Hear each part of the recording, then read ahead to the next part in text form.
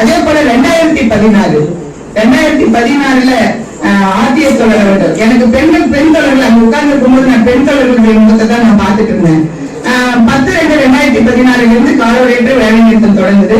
19/2/2016 18-19 19ஆம் தேதி தான் அதுக்கு ஒரு முடிவு வருது. 18ஆம் தேதியிலிருந்து மாவட்ட ஆட்சியர் அலுவலகத்துக்கு முன்னாடி நாங்க சமையல் செய்ய ஆரம்பிச்சிட்டோம். முதல் சமையல் தொலைக்காட்சியில ஆர்டிஎஸ் தோழர்கள் சென்னையில அப்படியே அந்த சமையல் செய்யற நிகழ்ச்சியை அப்படியே மிகப்பெரிய ஒரு மகிழ்ச்சியை ஏற்படுத்துச்சு. மாநிலம் முழுவதும் அதை அப்படியே பத்திட்டு அந்த அனைத்து மாவட்ட ஆட்சித்தலைவர்கள் அலுவலகம் முன்பாகவும் அந்த அடுப்பு வச்சு சமையல் செய்யக்கூடிய நிகழ்ச்சி என்பது மிகவும் உற்சாகமாக அந்த போராட்டத்துக்கே ஒரு முடிவை சொல்லக்கூடிய ஒரு போராட்டமாக அந்த காலவரையற்ற வேலை நிறுத்தம் 10/2/2016 19/2/2016 வரைக்கும் நடந்து முடிந்தது.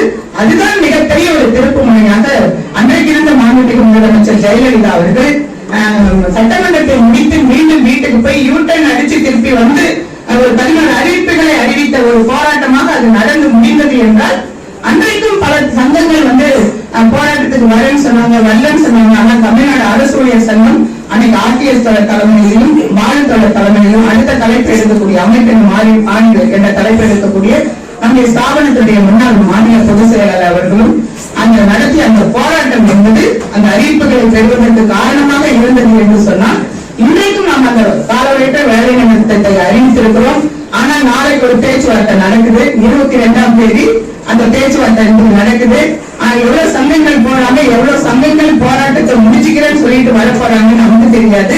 ஆனால் இந்த அமைப்பு நிச்சயமாக அந்த காலவரையற்ற வேலை நிறுத்த போராட்டத்தை 10/2/2016 எப்படி தமிழ்நாடு அரசு ஊழியர் சங்கமும் அதனுடைய அமைப்பை சார்ந்த துறைவாரி சங்கங்களும் நடத்தியதோ அப்படிப்பட்ட அந்த போராட்டங்களை எழுச்சியோடு நடத்தும் என்பதிலே மாற்று கருத்து என்பது இல்லை என்ற ஒரு விஷயம் கண்டிப்பாக எனக்கு தெரிகிறது.